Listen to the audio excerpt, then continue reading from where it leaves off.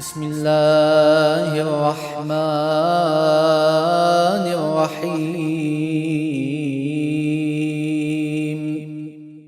اللهم صل على محمد وآل محمد. If somebody is wondering why should we even bother, so I've seen this before, that some people say that why should we bother spending so much time on a hadith when we know there's so many issues, there's so many difference of opinions and all that. Let's just put it aside and stick to the Qur'an. But that doesn't work, because we just established that the Qur'an itself told us go and follow the Prophet. There is crucial, necessary information that you will find with the Prophet, which is the Sunnah, which is a hadith, right? Yes.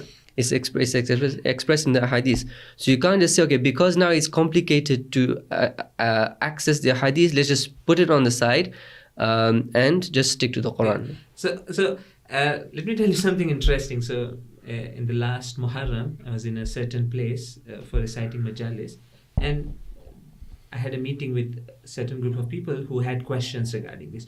So this is exactly the same question one of them asked. That, look, hadith is such a mess. There are contradictions there. There are things that we don't understand. We have Quran, which is so clear. And I'm using these. Throw the hadith out of the window and stick to the Quran. Yeah. I've had the analogy of I've seen the analogy of a poisoned cake. If you know there's a cake that's parts of it are poison, parts of it are not, why take the risk? Just get rid of the whole cake. So at that time, this example came to my mind to explain that how silly is this idea. Okay, and that is that. So I told them. So those people, they had kids. So I told them that, look, you have kids at home. There's so many valuable toys at home, valuable things. Your kids decided to wreck the house. So what they did, you're outside, and you told them that be at home, you have some urgent work to go. And they decided to go on a crazy run, and they completely messed up the house. They put things, mixed toys, valuable things. They even took out gold from drawer and just they put it, just random things. Okay, now you come home and say, oh my God, such a big mess. Let me get a few trash bags, put everything in the trash bag and throw it out of the window. Would you accept that as a valid thing? Firstly, let me say this. Hadith is an exaggerated thing to them. It's such a mess and you can't understand. So first, we wouldn't agree that. But I would say, even if it is a mess, let's just even suppose it is a mess, because we know it's a source that Allah has told. Allah is saying there's gold there. There's life for you there. There's guidance for you there. Even if it's a mess, my intellect tells me, let me go and clear the mess. Let me separate gold from trash.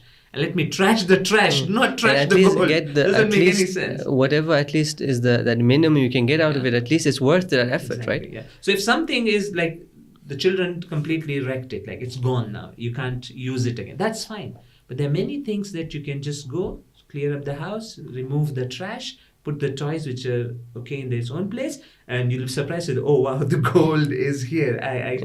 Alhamdulillah, I was careful. And just to build on this analogy, gold is such that kids can do nothing to destroy it. It's solid and it's going to stay forever, and nobody's going to be able to destroy it. This analogy would help, saying that it becomes a duty to be behind this pursuit of finding the authentic hadith.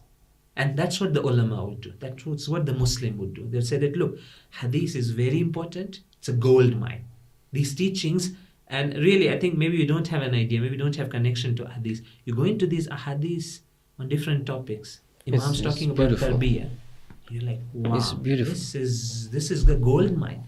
So let me say this here. Sometimes you feel really sad that some people, out of their, I don't know what to say, ignorance, less knowledge, they take such a harsh approach with respect to hadith that eventually the way they talk about hadith, it ends up raising hadith to ground, like it bulldozing hadith as a complete whole. No, don't do that.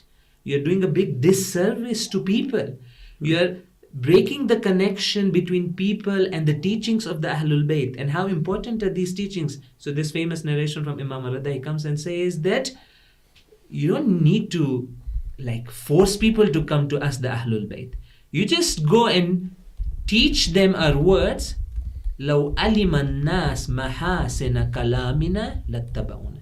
You just tell them these beautiful teachings that we have of the Ahlul Bayt, people will follow. So I feel taking this very harsh approach to Hadith is a big disservice to the people.